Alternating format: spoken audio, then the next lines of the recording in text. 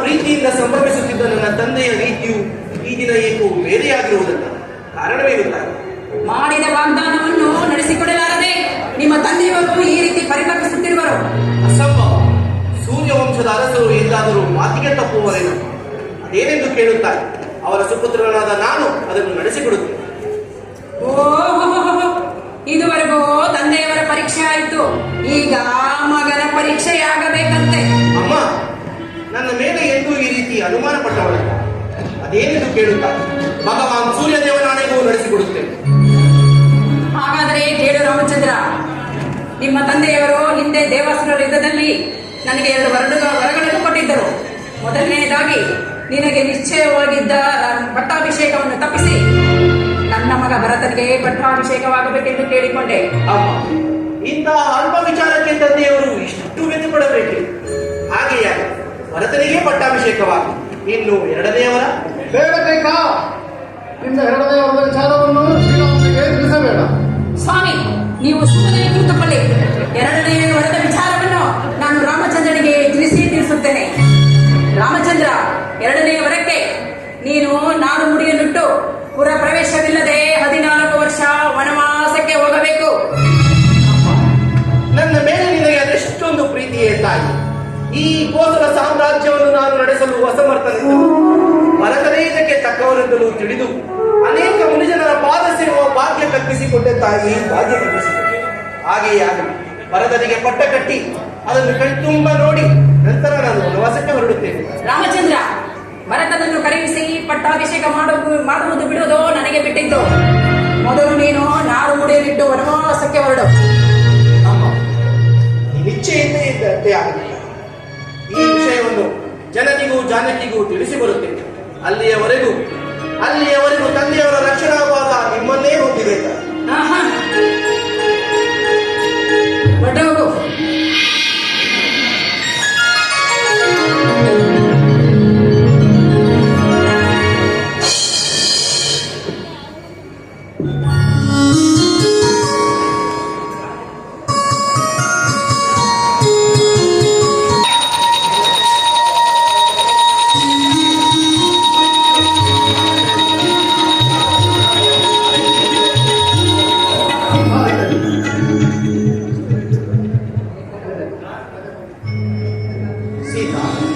ಜಾನಕಿ,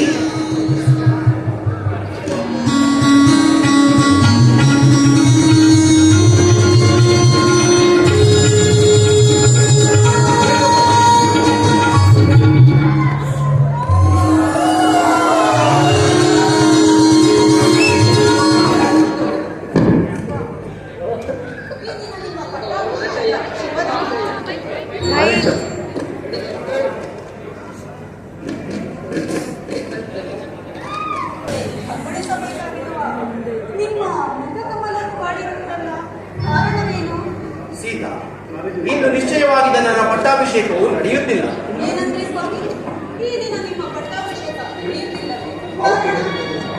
ಸೀತಾ, ಹಿಂದೆ ದೇವಾಸುರ ಯುದ್ಧದಲ್ಲಿ ಚಿಕ್ಕಮ್ಮ ಕೈಕಾಮಾತೆಯು ಮಾಡಿದ ಸಹಾಯಕ್ಕೆ ಮೆಚ್ಚಿ ತಂದೆಯವರು 2 ವರಗಳನ್ನು ನೀಡಿದ್ದಾರೆ. ಆ ವರಗಳನ್ನು ಚಿಕ್ಕಮ್ಮ ಈಗ ಕೇಳಿಕೊಂಡಿದ್ದಾರೆ. ಮೊದಲನೆಯ ವರಕ್ಕೆ ಇಂದು ನಿಶ್ಚಯವಾಗಿದ್ದ ಪಟ್ಟಾಭಿಷೇಕವನ್ನು ತಪ್ಪಿಸಿ ಭರತನಿಗೆ ಪಟ್ಟ ಕಟ್ಟಬೇಕೆಂದು ಕೇಳಿಕೊಂಡಿದ್ದಾರೆ. ಇನ್ನು ಎರಡನೆಯ ವರಕ್ಕೆ ನಾನು ನಾರು ಮುಡಿಯುಟ್ಟು 14 ವರ್ಷ ವನವಾಸಕ್ಕೆ ಹೋಗಬೇಕೆಂದು ಕೇಳಿಕೊಂಡಿದ್ದೆ. ನಾನು ಎಂತಹ ವಾರ್ತೆಯನ್ನು ಕೇಳುತ್ತಿದ್ದೇನೆ. ವಿಧಿಯ ಪರೀಕ್ಷೆ. ಸ್ವಾಮಿ, ನಿಮ್ಮೊಡನೆ ನಾನು ವನವಾಸಕ್ಕೆ ಬರುತ್ತೇನೆ. ನನ್ನನ್ನು ಕರೆದುಕೊಂಡು ಹೋಗಿ. ಸೀತಾ, ವನವಾಸದ ಆಜ್ಞೆ ಇರುವುದು ನನ್ನೊಬ್ಬನಿಗೆ ಮಾತ್ರ. ನೀನು ಇಲ್ಲಿಯೇ ಇದ್ದು ಅತ್ತೆ ಮಾವನಿಗ ಸೇವೆ ಮಾಡ 14 ವರ್ಷ ವನವಾಸದ ಅವಧಿಯನ್ನು ಮುಗಿಸಿ ನಾ ಬೇಗನೆ ಬಂದು ಬಿಡುತ್ತೇನೆ. ಸ್ವಾಮಿ, ನೀನಿಲ್ಲದ ಅರಮನೆಯಲ್ಲಿ ಒಂದು ಕ್ಷಣವೂ ಬದುಕುಳಿಯಲಾರೆ. ನನ್ನನ್ನು ಕರೆದುಕೊಂಡು ಹೋಗಿ. ಇಲ್ಲದಿದ್ದ ಪಕ್ಷದಲ್ಲಿ ನಾನು ಇಲ್ಲಿಯೇ ಪ್ರಾಣ ತ್ಯಾಗ ಮಾಡಿಬಿಡುತ್ತೇನೆ. ಸೀತಾ, ಇಂತಹ ಅಲ್ಪ ವಿಚಾರಕ್ಕೆ ಕೆಳಗೆದ್ದಾರರು. ಹಾಗೆಯೇ ನಡೆ, ಮಾತಾಪಿತೃಗಳ ಆಶೀರ್ವಾದ ಪಡೆದು ವನವಾಸಕ್ಕೆ ಬರುತ್ತೇನೆ.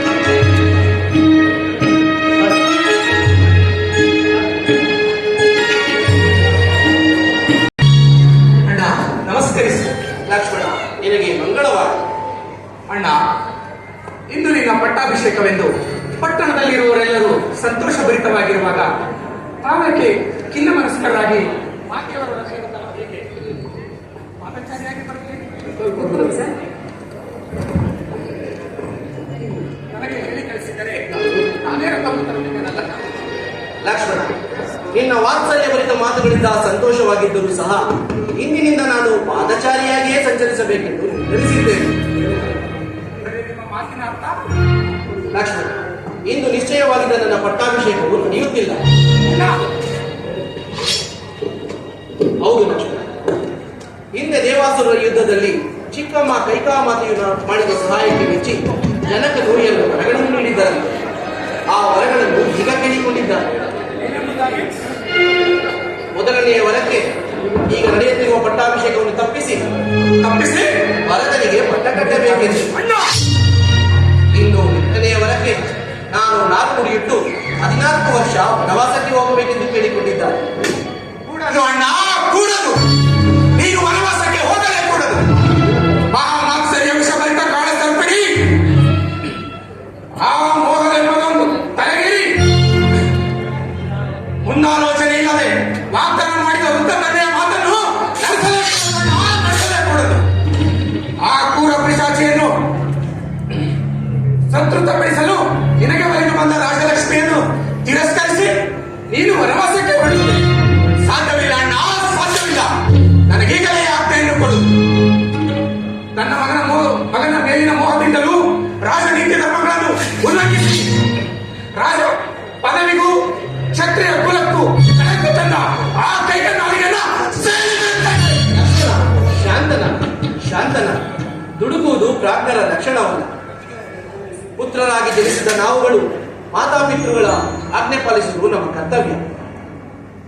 ಆದ್ದರಿಂದ ನಾನು ನಿಶ್ಚಯಿಸಿ ನಾನು ಈ ದಿನವೇ ವನವಾಸಕ್ಕೆ ಹೊರಡುತ್ತೇನೆ. ನೀನು ಇಲ್ಲಿಯೇ ಇದ್ದು ಮಾತಾಪಿತೃಗಳ ಸೇವೆ ಮಾಡು. ಸಾಧ್ಯವಿಲ್ಲ ಅಣ್ಣ, ಸಾಧ್ಯವಿಲ್ಲ. ನೀನಿಲ್ಲದ ಈ ಅಯೋಧ್ಯೆ ನಗರಲ್ಲಿ ನಾನೇಗೆ ಇರಲಿ ಅಣ್ಣ, ನಾನೇಗೆ ಇರಲಿ. ನಾನು ನಿನ್ನ ಸಂಗಡ ಬರುತ್ತೇನೆ ಅಣ್ಣ. ಲಕ್ಷ್ಮಣ, ನೀನು ನನ್ನ ಸಂಗಡ ಬಂದರೆ ಮಾತಾಪಿತೃಗಳ ಸೇವೆ ಮಾಡುವವರು. ಅಣ್ಣ, ಮಾತಾ ಪಿತೃಗಳ ಸೇವೆ ಮಾಡಲು ಭರತ ಶತ್ರುಘ್ನರಿರುವರು. ಮೇಲಾಗಿ ಮಾತೆ ಇಲ್ಲೇ ಇರುವಾಗ ನಾನಿದ್ದು ಫಲವೇನಣ್ಣ? ನಾನು ನಿನ್ನ ಸಂಗಡ ವನವಾಸಕ್ಕೆ ಬರುತ್ತೇನೆ. ನೀನು ಒಂದು ವೇಳೆ ವನವಾಸಕ್ಕೆ ಕರೆದುಕೊಂಡು ಹೋಗದಿದ್ದಲ್ಲಿ ನಿನ್ನ ಪಾದ ಸಾಕ್ಷಿಯಾಗಿ ನಾನು ಇಲ್ಲಿಯೇ ಪ್ರಾಣತ್ಯಾಗ ಮಾಡುತ್ತೇನೆ. ಲಕ್ಷ್ಮಣ, ಶಾಂತನ, ಇದೆಂತಹ ಉಭಯ ಸಂಘ. ಜಾನಕಿಯೂ ನನ್ನ ಸಂಗಡ ಹೊರಟಿದ್ದ. ಈಗ ನೀನೂ ಹಠ ಹಿಡಿದಿರು. ಎಲ್ಲ ಇಚ್ಛೆ ಹಾಗೆಯ ಚಿಂತಾಕ್ರಾಂತನಾಗಿರುವ ತಂದೆಯನ್ನು ಸಂತೈಸಿ ಈ ದಿನವೇ ವನವಾಸಕ್ಕೆ ನಡೆ. ಹಾಗೆ ಆಗಲಿ ಅಣ್ಣ.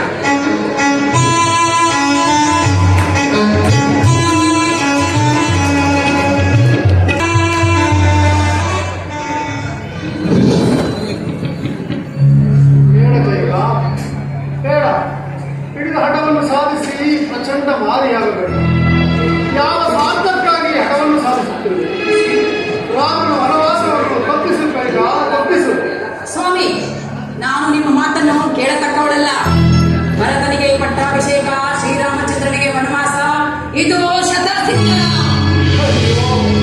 ಈ ವೇದನೆಯನ್ನು ಹೇಗೆ ಸಹಿಸಲಿ? ರಾಮ, ರಾಮಚಂದ್ರ, ರಾಮ.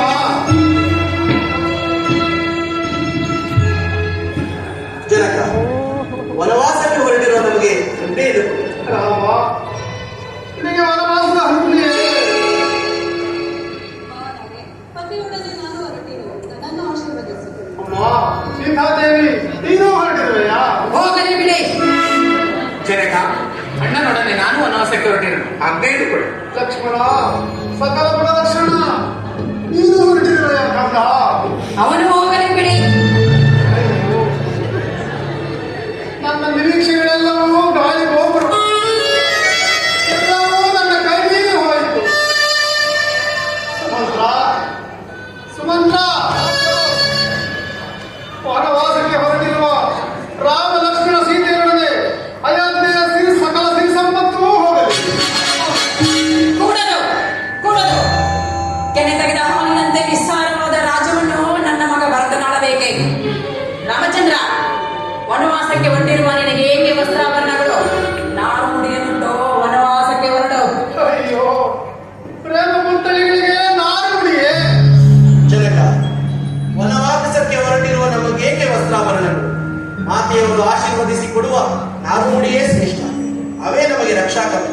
ತಾಯಿ ಅವನ್ನೇ ಕೊಂದ.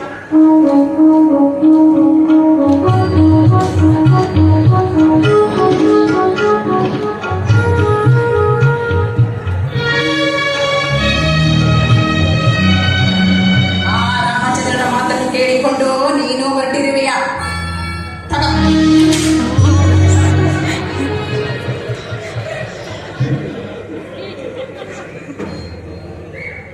ಜನಕ, ನಮಗಿನ್ನು ವನವಾಸ ಅನ್ನೇನು?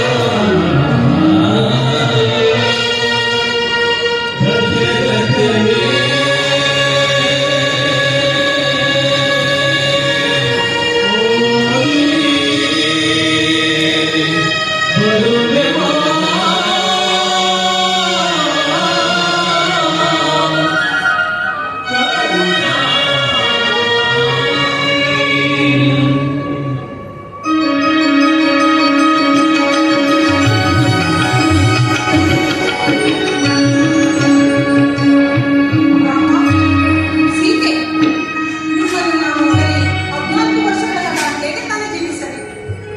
ಆ ನಿರ್ಜನ ಪ್ರದೇಶದಲ್ಲಿ ಅನ್ನ ಆಹಾರಗಳಿಲ್ಲದೆ ಕಂದ ಮೂಲೆಗಳನ್ನು ಸೇರಿಸುತ್ತಾ ಜೀವಿಸುವ ನಿಮ್ಮ ಬದುಕು ಅತ್ಯಂತ ಕಷ್ಟಕರ. ನಿಮ್ಮನ್ನು ಆ ಪರಶಿವನೇ ಕಾಪಾಡಬೇಕು. ಮಂಗಳವಾಗಲಿ, ಹೋಗಿ ಬನ್ನಿ. ಧನ್ಯವಾದ.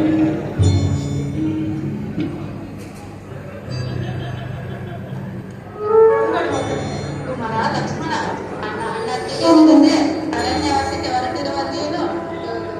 ಅಮೋಘವಾಗಲಿ, ನಿನಗೆ ಮಂಗಳವಾಗಲಿ, ಹೋಗಿ. ಅಯ್ಯೋ ರಾಮ, ರಾಮಚಂದ್ರ, ರಾಮ! ಹೋಗಲು. ನನ್ನ ರಾಮನು ನನ್ನನ್ನು ಕರೆದು ಹೊರಟು ಹೋಗಲು. ರಾಮ! ರಾಮನು ತೊರೆದನೆ, ಹರಿದಾಯಿತನು ನರಮನೆ.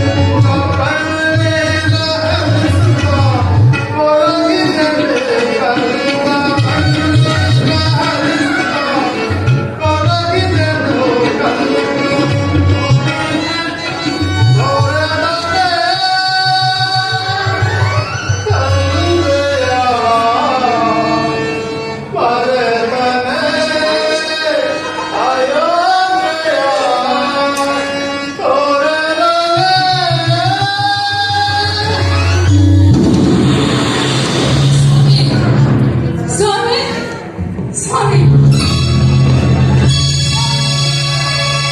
ಸ್ವಾಮಿ, ಸ್ವಾಮಿ.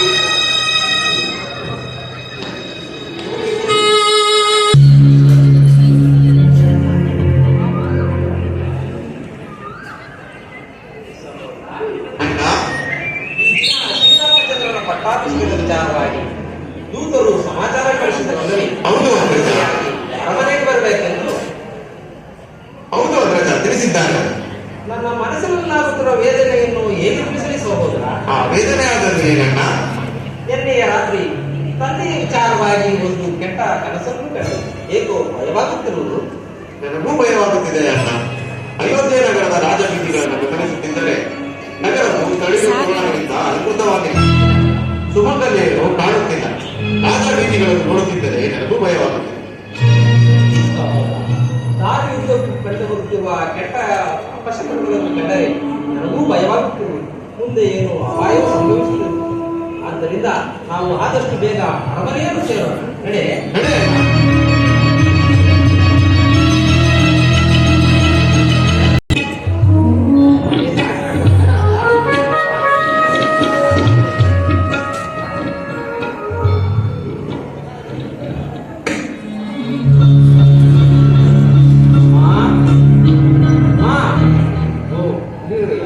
ಇದೋ ನಮಸ್ಕರಿಸುವುದು. ಮಂಗಳವಾಗಲಿ. ಏಕಮ್ಮ ಚಿಂತಾಕ್ರಾಂತರಾಗಿ ಕುಳಿತಿರುವೆ. ಸದಾ ಕಾಲವು ತಮ್ಮ ಮಂದಿರದಲ್ಲೇ ಇರುತ್ತಿದ್ದ ನಮ್ಮ ಜನಕನಲ್ಲಿದ್ದಾಯಿ. ಕುಮಾರ, ಇನ್ನೆಲ್ಲಿಯ ಜನಕ ಕುಮಾರ? ಕುಮಾರ, ಕುಮಾರ. ಏಕಮ್ಮ ಏನಾಯಿತು? ಕುಮಾರ, ನಿಮ್ಮ ಜನಕರು ಸ್ವತಃರಾದರು.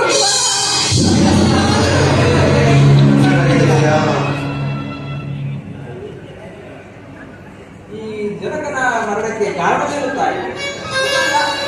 ಹಿಂದೆ ದೇವಾಸುರರ ಯುದ್ಧದಲ್ಲಿ ನಿಮ್ಮ ತಂದೆಯವರಿಗೆ ಮಾಡಿದ ಸಹಾಯಕ್ಕೆ ಮೆಚ್ಚಿ ನನಗೆ 2 ವರಗಳನ್ನು ಕೊಟ್ಟಿದ್ದರು. ಆ ವರಗಳನ್ನು ನಾನು ಕೇಳಿಕೊಂಡೆ. ಎಂಬುದಾಗಿ ತಾಯಿ? ಶ್ರೀರಾಮಚಂದ್ರನಿಗೆ ನಿಶ್ಚಯವಾಗಿರುವ ಪಟ್ಟಾಭಿಷೇಕವನ್ನು ತಪ್ಪಿಸಿ ನಿನಗೆ ಪಟ್ಟಾಭಿಷೇಕವಾಗಬೇಕೆಂದು ಕೇಳಿಕೊಂಡೆ. ಎರಡನೆಯದಾಗಿ ಶ್ರೀರಾಮಚಂದ್ರನು ನಾನು ಎಂಟು ಪುರಪ್ರವೇಶವಿಲ್ಲದೆ ವನವಾಸಕ್ಕೆ ಹೋಗಬೇಕೆಂದು ಕೇಳಿಕೊಂಡೆ. ಪಿತೃವಾಕ್ಯ ಪರಿಪಾಲನೆಗಾಗಿ ಶ್ರೀರಾಮಚಂದ್ರನೊಡನೆ ಸೀತೆ ಮತ್ತು ಲಕ್ಷ್ಮಣರು ವನವಾಸಕ್ಕೆ ಹೊರಟು ಹೋದರು. ಇದೇ ವ್ಯಥೆಯಲ್ಲಿ ನಿಮ್ಮ ತಂದೆಯವರು ಸ್ವರ್ಗಸ್ಥರಾದರು ಕಂದ. ನೀನು ಅದೆಷ್ಟೊಂದು ಕ್ರೂರಿ. ನೀನು ನನ್ನ ಹೆತ್ತ ತಾಯಿಯಲ್ಲ. ನಿನ್ನಂತವಳು ಈ ಅಯೋಧ್ಯ ನಗರದಲ್ಲಿದ್ದರೆ ನಿನ್ನಂತ ಬುದ್ಧಿಯ ದುರ್ಬುದ್ಧಿಯನ್ನೇ ಎಲ್ಲರೂ ಕಲಿಯುವುದು. ಆದ್ದರಿಂದ ನಿನ್ನನ್ನು ಕೊಂದು ಆ ನಿನ್ನನ್ನು ಮಾಡಿಕೊಳ್ಳುವುದು. ಅಣ್ಣ, ಸ್ವಲ್ಪ ತಡೆ. ಮಾತೆಯರು ಅವಿವೇಕಿಗಳ ದುರ್ಬೋಧನೆಗೆ ಕಿವಿಗೊಟ್ಟು ಈ ರೀತಿ ಮಾತುಗಳನ್ನಾಡುತ್ತಿದ್ದಾರೆ. ನಾವು ಈಗಲೇ ಶ್ರೀರಾಮಚಂದ್ರನನ್ನು ಹುಡುಕಿ ತಂದು ಪಟ್ಟಾಭಿಷೇಕವನ್ನು ಮಾಡೋಣ. ಆತನೇ ಇವರಿಗೆ ತಕ್ಕ ಶಿಕ್ಷೆಯನ್ನು ನೀಡುತ್ತಾನೆ. ಸರಿಯಾಗಿ ಹೇಳಿದೆ. ನಡೆ, ನಾವೀಗಲೇ ಹೊರಡೋಣ. ನಡೆ.